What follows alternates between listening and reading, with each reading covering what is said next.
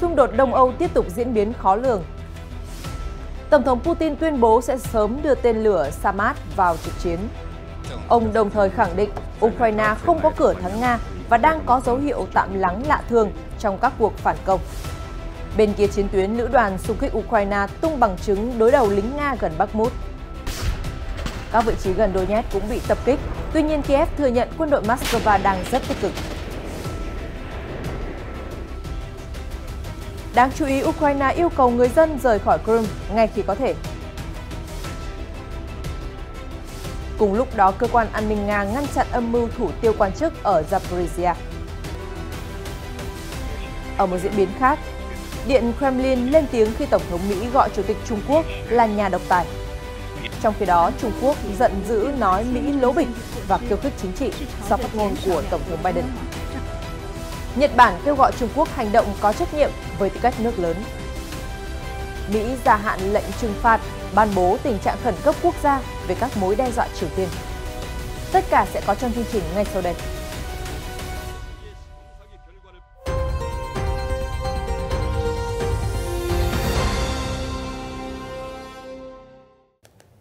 Chào mừng quý vị đến với chương trình Thời sự quốc tế, những diễn biến nóng liên quan đến chảo lửa ở Ukraine, cùng với nhiều tin tức đáng chú ý khác trên thế giới sẽ được gửi đến quý vị ngay sau đây.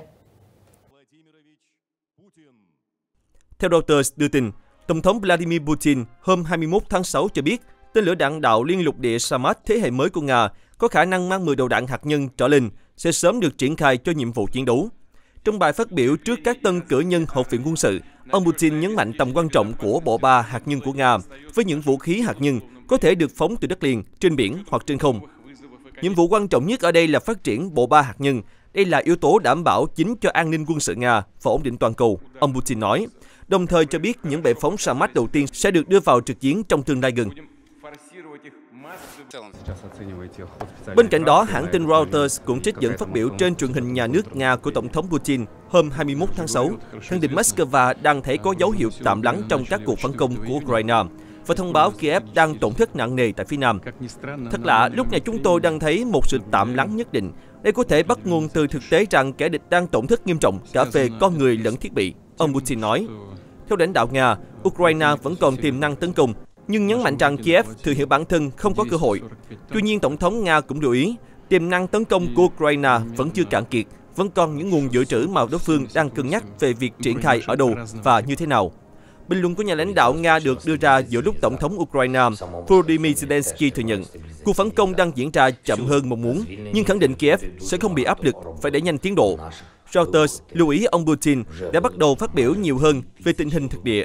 Điều này có thể là một phần trong cuộc chiến tâm lý và truyền thông, đồng thời cũng phản ánh thực tế rằng cuộc xung đột kéo dài 16 tháng đã đạt đến thời điểm quan trọng.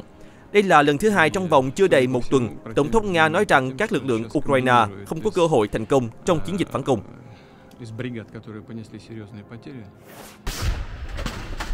Cùng lúc đó, các binh sĩ Ukraine hôm 21 tháng 6 đã tập kích vào khu vực tiền tuyến gần Donetsk do Nga kiểm soát.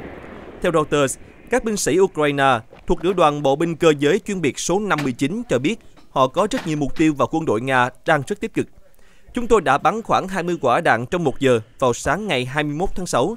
Tất cả phụ thuộc vào bước tiến của quân Nga. Nếu đối phương chúng tích cực tiến lên, chúng tôi cũng sẽ có hành động đáp trả tương ứng. Người lính 35 tuổi có biệt danh Dog nói với Reuters.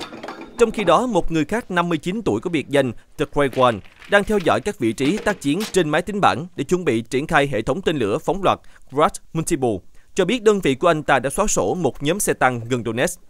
Trước đó, Bộ Quốc phòng Ukraine khẳng định Kiev đã tái kiểm soát 8 ngôi làng ở phía đông nam kể từ khi bắt đầu cuộc phản công cách đây 2 tuần. Và đây là thành tựu to lớn đầu tiên của Ukraine trên chiến trường trong 7 tháng qua.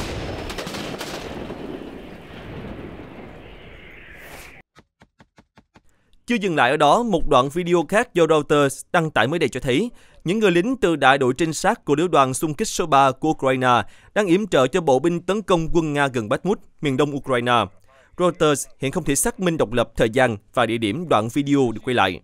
Trong đánh giá tình báo hôm 19 tháng 6, Bộ Quốc phòng Anh cho biết Nga nhiều khả năng đã bắt đầu di dời các thành phần của nhóm lực lượng Dnipro, TCF khỏi bờ phía đông của sông Dnipro để củng cố các khu vực Zaporizhia và Bakhmut trong 10 ngày qua.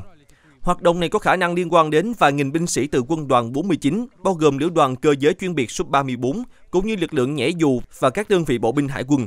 Bộ Quốc phòng Anh cho biết, đồng thời nhận định động thái này có khả năng xuất phát từ nhận thức của Nga rằng một cuộc tấn công quy mô lớn của Ukraine qua sông Dnipro ít có khả năng xảy ra hơn sau sự cố vỡ đập Kakhovka và lũ lụt.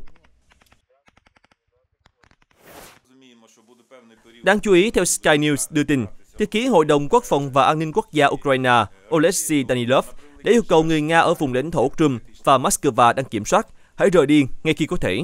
Vị quan chức Ukraine cho biết, Moscow đang lo ngại về việc sẽ mất bán đảo và liên tục lắp đặt các tuyến công sự dày đặc. Nga đã nhận ra rằng việc Ukraine lấy lại bán đảo chỉ là vấn đề thời gian, ông Danilov nói.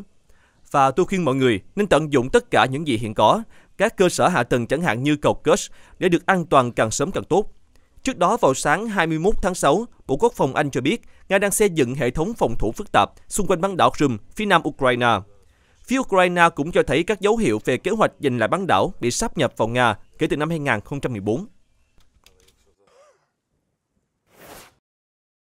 Cũng tại mặt trận phía nam, đài RT ngày 21 tháng 6 đưa tin, Cơ quan An ninh Liên bang Nga FSB tuyên bố vừa phá vỡ một kế hoạch ám toán của Ukraine nhắm vào các quan chức ở thành phố Melitopol, thuộc vùng Zaporizhia.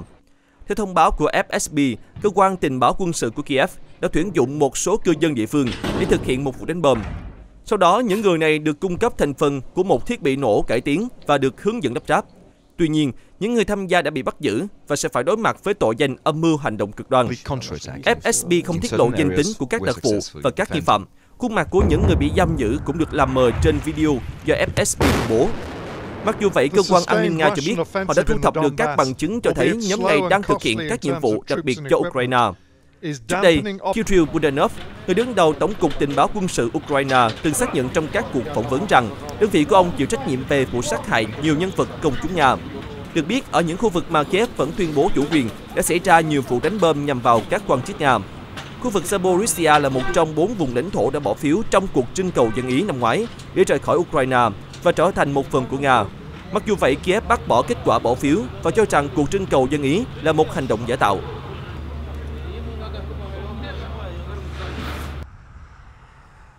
Về phía đồng minh của Nga, một quan chức cấp cao Belarus cho biết quốc gia này đã từ bỏ vị thế trung lập và loại bỏ ngôn từ về tình trạng phi hạt nhân hóa khi mối đe dọa về vũ khí nguyên tử của Nga và các quốc gia khác lộ rõ dần trong cuộc chiến ở Ukraine.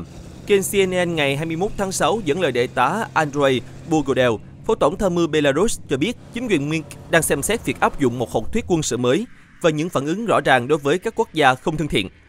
Điều quan trọng là phải xác định phương hướng hành động ai đang chống lại Belarus và đất nước có lợi ích gì khi phản ứng.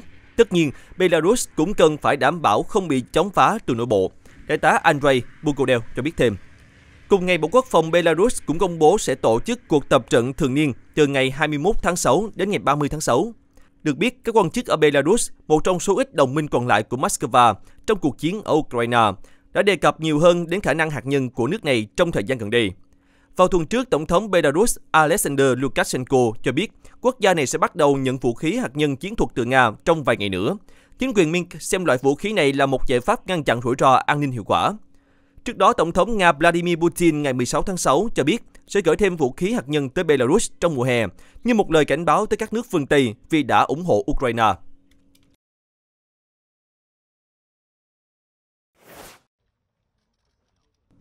Trước đó, Thủ tướng Ý Giorgia Meloni hôm 20 tháng 6 cho biết trong chuyến thăm Paris rằng Ý và Pháp sẽ tiếp tục hỗ trợ Ukraine trong nỗ lực chống lại quân Nga. Trước cuộc gặp với Tổng thống Pháp Emmanuel Macron, bà Meloni khẳng định không nghi ngờ gì về việc Ý và Pháp sẽ tiếp tục ủng hộ sự tự vệ chính đáng của Ukraine đến khi nào cần thiết. Nữ thủ tướng cho biết thêm, hệ thống phòng không SAMP-T Mamba mà hai nước đã nghiên cứu trong nhiều tháng hiện đang hoạt động trên chiến trường Ukraine. Bà cũng khẳng định Paris và Rome đồng ý về việc Liên minh châu Âu cần phải làm việc thực tế nghiêm túc để giúp đỡ Tunisia, quốc gia Bắc Phi trong những tháng gần đây đã chứng kiến làn sóng di cư ồ ạt đến châu Âu do khủng hoảng kinh tế.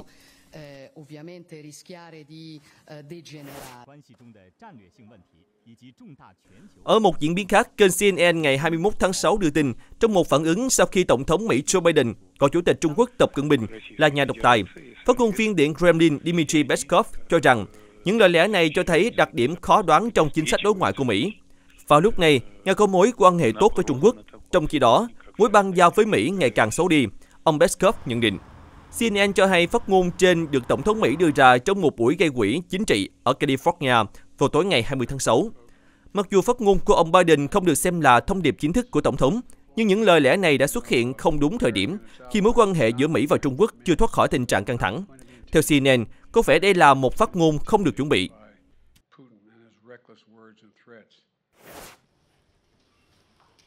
Trong khi đó, theo RT, Bắc Kinh đã chính thức bác bỏ những nhận xét của Tổng thống Mỹ Joe Biden khi đề cập đến nhà lãnh đạo Trung Quốc Tập Cận Bình là một nhà độc tài. Bộ Ngoại giao Trung Quốc đồng thời cho rằng phát biểu của ông Biden là lố bịch và là một hành động khiêu khích chính trị công khai. Cụ thể, phát biểu tại một cuộc họp báo thường kỳ hôm 21 tháng 6, phát ngôn viên Bộ Ngoại giao Trung Quốc Mao Ning đã mô tả những nhận xét của Tổng thống Mỹ là cực kỳ vô lý, đồng thời nói thêm rằng các phát biểu đã vi phạm nghiêm trọng phẩm giá chính trị của Trung Quốc. Bà Mao nói rằng những tuyên bố như vậy cũng vi phạm nghi thức ngoại giao và mâu thuẫn với những sự thật cơ bản. Đó là một sự khiêu khích chính trị công khai, bà Mao nhấn mạnh. Người phát ngôn của Trung Quốc cũng nhắc lại quan điểm quốc gia rằng khinh khí cầu mà Washington khẳng định là đang tìm cách giám sát các địa điểm chiến lược ở lục địa Hoa Kỳ đã đi lạc vào không phận Hoa Kỳ do các yếu tố bất khả kháng. Bà Mao nói, phía Hoa Kỳ đã bóp méo sự thật và lạm dụng vũ lực, phản ánh đầy đủ bản chất bá quyền và bắt nạt của Hoa Kỳ. Sự việc gây căng thẳng diễn ra ngay sau chuyến thăm mang tính bước ngoặt của Ngoại trưởng Antony Blinken tới Bắc Kinh, nơi ông gặp gỡ Chủ tịch Tập Cận Bình và các quan chức cấp cao khác của Trung Quốc. Hôm 19 tháng 6, nhà ngoại giao hàng đầu của Hoa Kỳ tuyên bố rằng cả hai nước đã đạt được tiến bộ hướng tới việc đưa quan hệ song phương trở lại đúng hướng. Ông Blinken cũng tuyên bố Hoa Kỳ sẽ quản lý một cách có trách nhiệm sự cạnh tranh với Trung Quốc để mối quan hệ của họ không dẫn đến xung đột, theo Bộ Ngoại giao. Trong cuộc gặp với Ngoại trưởng Blinken, ông Tập nói rằng Bắc Kinh tôn trọng lợi ích của Hoa Kỳ và không tìm cách thách thức hoặc thay thế Hoa Kỳ. Đồng thời nói thêm, Washington cũng cần tôn trọng Trung Quốc và không làm tổn hại đến các quyền và lợi ích hợp pháp của Bắc Kinh. Trong những tháng gần đây, quan hệ Trung Mỹ đã rơi xuống mức thấp nhất bởi một loạt bất đồng, trong đó Đài Loan là một trong những yếu tố tác động chủ yếu. Trung Quốc coi hòn đảo tự trị này là một phần lãnh thổ thuộc chủ quyền của mình và đã nhiều lần phản đối việc Washington bán thiết bị quân sự cho Đài Bắc.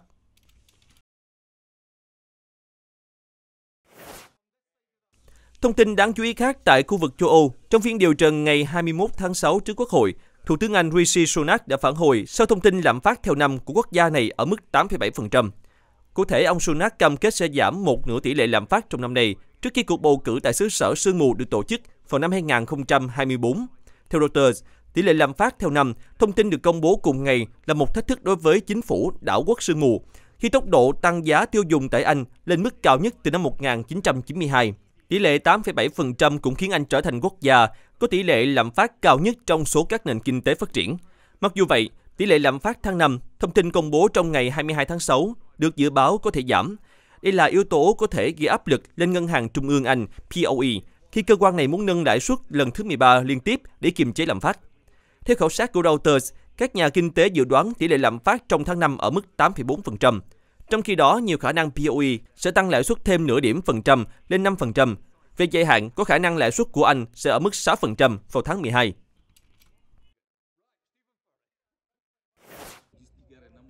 Nam Phi, Hà Lan và Đan Mạch hôm 20 tháng 6 đã giới thiệu quỹ Hydro xanh có giá trị 1 tỷ đô la, phục vụ cho nỗ lực khử carbon của Nam Phi. Bà Naledi Pandor, Bộ trưởng Bộ Hợp tác và Quan hệ Quốc tế Nam Phi, và một quan chức đại diện Hà Lan đã ký thỏa thuận tại thủ đô hành chính Pretoria, Nam Phi. Kế hoạch chuyển đổi năng lượng của Nam Phi dự kiến thiết lập một hệ sinh thái và trung tâm xuất khẩu hydro xanh, được sản xuất bằng năng lượng tái tạo và không gây nên khí thải nhà kính. Quốc gia châu Phi này muốn sản xuất nhiên liệu để sử dụng trong ngành hàng không, thép xanh, vận tải. Họ cũng muốn xuất khẩu hydro xanh đến Liên minh châu Phi, dù cho Tổng thống Nam Phi Cyril Ramaphosa đã nói rằng điều này sẽ cần khoản đầu tư ước tính gần 18 tỷ đô la. Quỹ mới được đặt tên là SAH2 sẽ được điều hành bởi nhóm quản lý khí hậu. Đây là liên doanh giữa Ngân hàng Phát triển Hà Lan FMO và công ty bảo hiểm Nam Phi Sanlam. Quỹ sẽ tìm cách hỗ trợ ngành hydro xanh của Nam Phi.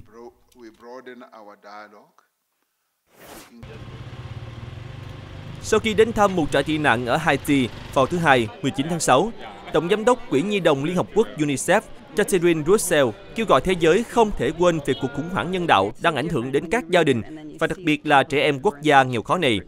Theo ước tính của Liên Hợp Quốc, các băng nhóm vũ trang đã mở rộng lãnh thổ và hiện tại kiểm soát các cộng đồng có khoảng 2 triệu người, đa số là phụ nữ và trẻ em. Họ phải đối mặt với nguy hiểm, bất ổn hàng ngày. Điều này đã tạo nên một cuộc khủng hoảng nhân đạo mà UNICEF tin rằng khiến hơn 165.000 người bỏ nhà cửa, đồng thời thúc đẩy nhiều người cố gắng liều mạng tha hương cầu thực bằng đường biển.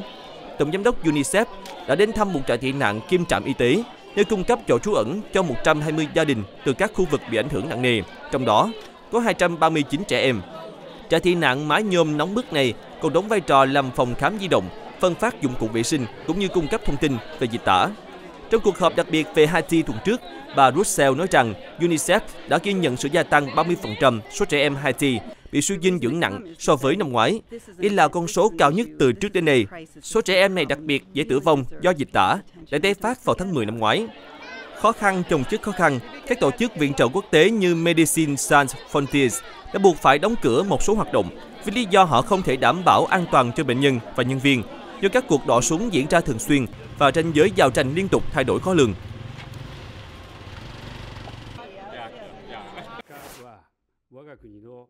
Liên quan đến tình hình tại khu vực châu Á, Thủ tướng Nhật Bản Fumio Kishida hôm 21 tháng 6 cho biết, chính phủ của ông sẽ huy động tất cả các chính sách hiện có để đảm bảo tăng trưởng tiền lương theo cơ cấu.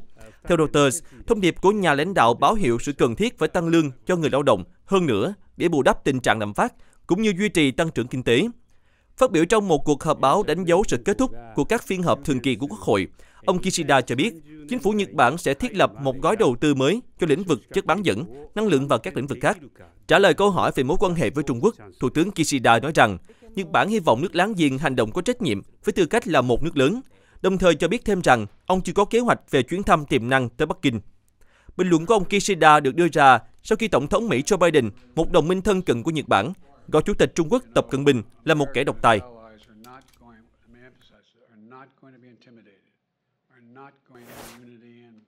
Theo RT, Tổng thống Mỹ Joe Biden đã gia hạn các biện pháp trừng phạt kinh tế đối với Triều Tiên, đồng thời ban bố tình trạng khẩn cấp quốc gia về các mối đe dọa do vũ khí của Bình Nhưỡng. Nhà Trắng hôm 20 tháng 6 đã thông báo cho các nhà lập pháp về việc chính quyền Tổng thống Joe Biden sẽ gia hạn các biện pháp trừng phạt Triều Tiên, đồng thời ban bố tình trạng khẩn cấp quốc gia về các mối đe dọa từ chương trình vũ khí hạt nhân của Bình Nhưỡng. Sự tồn tại và nguy cơ phổ biến vật liệu phân hạch có thể sử dụng làm vũ khí trên bán đảo Triều Tiên tiếp tục tạo thành một mối đe dọa bất thường và nguy hiểm đối với an ninh quốc gia, chính sách đối ngoại và nền kinh tế của Mỹ. Nhà Trắng nêu rõ, đề cập đến cách hành động khiêu khích gây bất ổn của Bình Nhưỡng. Sắc lệnh trừng phạt bao gồm một loạt biện pháp hạn chế đối với Triều Tiên, bao gồm đóng băng tài sản, cấm vận thương mại, cấm đi lại và cấm các công ty Mỹ tìm cách kinh doanh tại Triều Tiên. Tổng thống Joe Biden nhiều lần kêu gọi Triều Tiên từ bỏ vũ khí hạt nhân, nhắc lại lập trường của các chính quyền Mỹ trước đây, mặc dù quan hệ Mỹ-Triều từng hạ nhiệt căng thẳng trong khoảng thời gian ngắn dưới thời Tổng thống Donald Trump, thậm chí lãnh đạo hai nước từng gặp nhau, nhưng đến thời Tổng thống Biden, các hoạt động ngoại giao đều bị đóng băng. Kể từ khi ông Biden nhậm chức vào năm 2021, Mỹ đã tiến hành một loạt cuộc tập trận quân sự chung với Hàn Quốc, bất chấp sự phản đối của Triều Tiên. Đáp lại, Bình Nhưỡng cũng tiến hành hàng chục vụ thử vũ khí trong năm qua, bao gồm một số vụ phóng tên lửa đạn đạo xuyên lục địa.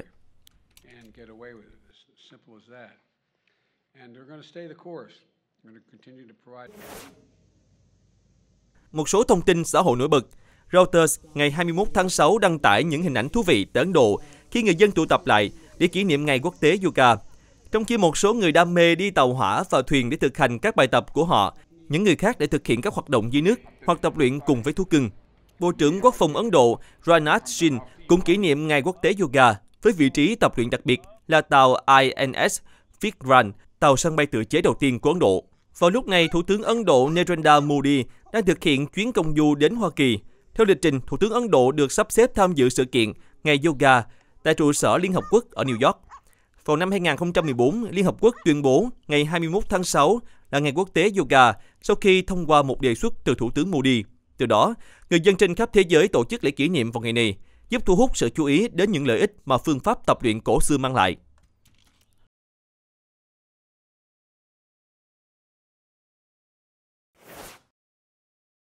Theo Reuters đưa tin, thủ đô Dakar của Senegal là một đô thị ven biển sôi động tràn ngập những khu chợ đầy màu sắc, những bãi biển đầy cát vàng, kiến trúc thuộc địa và những con phố nhộn nhịp, nổi bật trên nền xanh của Đại Tây Dương.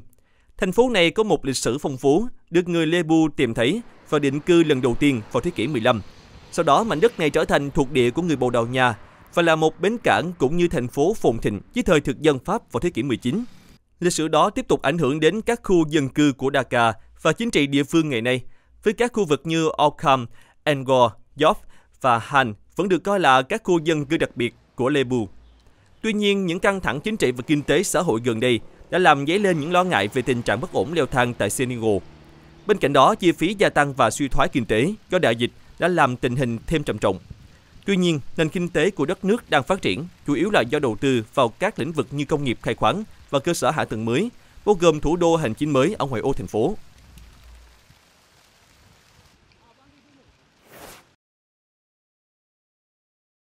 Trung Quốc dự kiến sẽ có hơn 100 triệu du khách trong lễ hội thuyền rồng sắp tới, vượt qua mức cùng kỳ năm 2019. Đài CCTV dẫn nguồn từ Học viện Du lịch Trung Quốc cho biết, lễ hội kéo dài 3 ngày, từ 22 đến 24 tháng 6, được dự đoán sẽ thu hút đông đảo người dân muốn du lịch gần. Ông Đại Bình, Chủ tịch Học viện Du lịch Trung Quốc cho biết, chúng tôi dự đoán sẽ có 100 triệu du khách trong lễ hội thuyền rồng và tiêu thụ du lịch dự kiến đạt 37 tỷ nhân dân tệ. Con số này cho thấy số lượng du khách sẽ tăng 30% so với năm trước, trong khi chi tiêu du lịch sẽ tăng 43%. Nhiều điểm du lịch trên khắp Trung Quốc đã sớm chuẩn bị để đón tiếp du khách. Ngô Cảnh, đại diện một điểm du lịch ở thành phố Cẩn Nam, tỉnh Sơn Đông, miền Đông Trung Quốc chia sẻ rằng, trước khả năng tăng mạnh lưu lượng du khách trong lễ hội, chúng tôi sẽ nghiêm ngặt thực hiện biện pháp kiểm soát lưu lượng khách dựa trên khả năng tiếp đón du khách tối đa. Các biện pháp khẩn cấp sẽ được kích hoạt kịp thời trong giờ cao điểm để đảm bảo du lịch an toàn. Lễ hội thuyền rồng Trung Quốc có lịch sử hơn 2.000 năm và được tổ chức trên khắp Trung Quốc và trên toàn thế giới để tưởng nhớ Khuất Nguyên, một nhà thơ Trung Quốc kiệt xuất, đóng góp lớn cho văn chương cổ điển. Tin tức vừa rồi cũng đã khép lại chương trình hôm nay của chúng tôi. Cảm ơn quý vị khán giả đã dành thời gian quan tâm theo dõi. Xin kính chào và hẹn gặp lại trong các chương trình sau.